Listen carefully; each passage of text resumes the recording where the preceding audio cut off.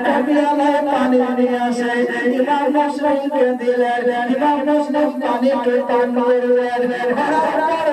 পিয়ালাটা রাখতে গেছে, যতক্ষণ পর্যন্ত ছেলে নাই আসে দরওয়াজার সামনে যারা বসে থাকে, কিন্তু দেখে পিয়ালা আসার পরে ওই রাস্তার পথে যেন দাঁড়িয়ে আছে। ওই তোমার বিবি বলতেছে, রাস্তার পথে তুমি বাড়ি কেন যাও না? তোমার ঘরে আমাদের কেন তুমি যাও না? ইমাম মুসলিম বন্ধুটা ছোট করে বলে, মা গো, কুফাতে আমার কোনো বাড়ি নাই, আমার কোনো ঘর নাই, থাকার জায়গা নাই, আমি একজন মুসাফির ব্যক্তি। তুমি বলতেছে কোথায় এসেছেন, কোথায় যাবে, এটা কি আপনি জানেন? ইমাম মুসলিম বলতেছে, আমি এসেছিলাম কুফাতে, কুফায় আমার বাড়ি কাছে ছিল, কিন্তু আজকে দিন শেষে সবাই আমার জন্য দরওয়াজা বন্ধ করে দিয়েছে। আমাদের মনে সন্দেহ আর কেউ নাই, এটাই হলো ইমাম মুসলিম। আমি বলতেছে, যাবে কি আপনি নাকি ইমাম মুসলিম? বলল, আমি সেই ইমাম মুসলিম। যেমন কথা বলা, মা ফাতেমার আশিক ছিলেন, দেওয়ানা ছিলেন, তিনি বাড়ির ভিতরে নিয়ে গেলেন, একটা ঘরে জায়গা করে দিলেন, কিছু খাবার দিলেন, কিন্তু ইমাম মুসলিম সেই খাবার খেলেন না। রাত্রিবেলা দেখতেন আর ছেলে যাবে বাড়ি আসবে, এবার বাড়ি এসেছে, কিন্তু ইমাম মুসলিমের ঘরে ওই তোমা বিবি বারবার করে যাচ্ছে, কি অবস্থায় আছে, কেমন আছে। এই ছেলের মনে সন্দেহ, মাকে জিজ্ঞেস করছে, মা তুমি সত্যি কথা বলো তো, বারবার করে ওই ঘরে ঘরে কেন যাচ্ছ? মা থাকার চেষ্টা করলেন, কিন্তু শেষ পর্যন্ত বললো, বেটা তোমাকে আমার হাতে হাত দিয়ে কথা দিতে হবে, যে এই কথাটা যেন আমার বাড়ির বাইরে যেন না বাইরে হয়। বলো ঠিক আছে, কথা দিলাম। বলে ওই ঘরে আর কেউ নাই, ওই ঘরে মা ফাতেমার বংশের ফুল আছে, যদি বলেন সুবহানাল্লাহ। ইমাম মুসলিম ঘরে আছে, এই জন্য আমি বারবার করে যাচ্ছি যে কি কোন জিনিসের প্রয়োজন হবে। একদিন হয়তো আমার বাড়িতে পেয়েছি, তার একটু সেবা করব, খিদমত করব, তার বিনিময়ে হয়তো আল্লাহ রাব্বুল আলামিন হয়তো আমাদের ভাগ্য জীবনের গুনাহকে বক্ষে দিতে পারেন, মাফ করে দিতে পারেন। কিন্তু বিরাদার, এই ছেলে হলো ইয়াজিদ ভক্ত, এই মনে মনে ভাবছে কখন যেন সকাল হবে, আর এই কথাটা ইবনে জিয়াদকে জানিয়ে দেব।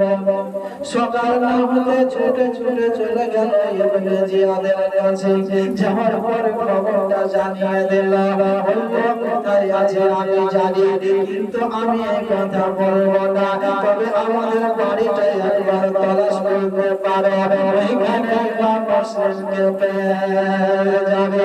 ইমাম মুসলিম যে বাড়িতে আছে বাবা, সকালটা হতে হতে জানালো চলে আসলো, দরজায় আওয়াজ দিতে লাগলো।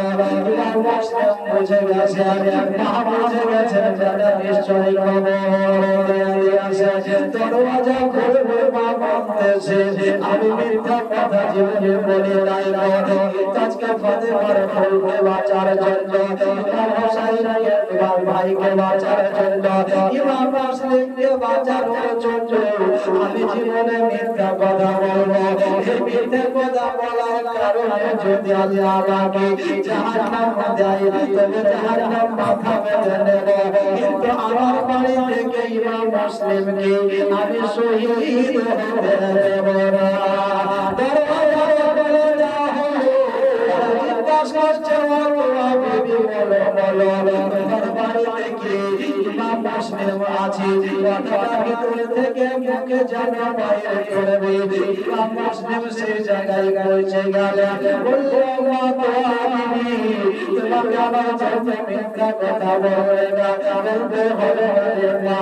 এবার বাবা বলল, আজকে তাই ইমাম মুসলিমের সঙ্গে ওইখানে বাবা যুদ্ধ আরম্ভ হয়ে গেল। ঘটনা ছোট করে দিতেছি, ওইখানে বাবা যুদ্ধ আরম্ভ হয়ে গেল। শেষ পর্যন্ত বাবা ইমাম মুসলিমের দরবারের কাছে তারা টিকে নাই। শেষ পর্যন্ত ওরা ফয়সালা দিল, যদি এইরকম ভাবে ইমাম মুসলিমের সঙ্গে লড়াই করা যায়, ইমাম মুসলিমের দরবারের কাছে টিকতে পারবো না। ইমাম মুসলিম, তোমাকে আমান দেওয়া হলো, তোমার জন্য লড়াই করা যাবে না, তোমাকে আর কিছুই বলা হবে না, তবে তুমি একবার সাক্ষাতের জন্য জিয়াদের কাছে নিয়ে যাওয়া হয়। সবাইকে বললো তোমরা কে সত্য বলছো? আমরা সত্য বলছি। এবার ইমাম মুসলিমকে ঘোড়ার উপরে সওয়ার করিয়া এবার যখন নিয়ে যাওয়া হচ্ছে, সেই সময় ইমাম মুসলিমের কাছ থেকে চালাকি ভাবে তার মালখানা যেন নিয়ে নেওয়া হলো। ইমাম মুসলিম বুঝে গেলেন যখন আমার কাছ থেকে আমার দরবারে চলে গেল, তাই বাবার চিন্তাও চলে যাবে। আমাকে তারা ধোঁকা দিয়েছে, আমার সঙ্গে ধোঁকাবাজি করলো। ইমাম মুসলিমকে নিয়ে যাওয়া হলো। ইমাম মুসলিমকে নিয়ে যাওয়ার পরে ইবনে জিয়াদের সঙ্গে বাবা অনেক রকম কথাবার্তা শুরু হয়ে গেল। শেষ পর্যন্ত ইমাম মুসলিমকে বলল, ইমাম মুসলিমকে যুদ্ধ করার জন্য ছাদের উপরে নিয়ে যাওয়া হলো। ছাদ থেকে জনতাকে কত বলা হলো। ইমাম মুসলিমের বড় মশা লেগেছিল বাবা। সেই সময় ইমাম মুসলিম বলল, একটু পানি পান করতে পাওয়া যাবে? এবার বাবারা একটা পাত্রে জলের পানি দেওয়া হলো। পানিটা পান করতে যাবে, প্রথমে যুদ্ধের ক্ষেত্রে তার লাগার পরে উপরকার ঠোঁটটা যেন কেটে গিয়েছিল, নিচের ঠোঁটটাও যেন খানিকটা কেটে গিয়েছিল। পানির লাগা পানিতে যাবে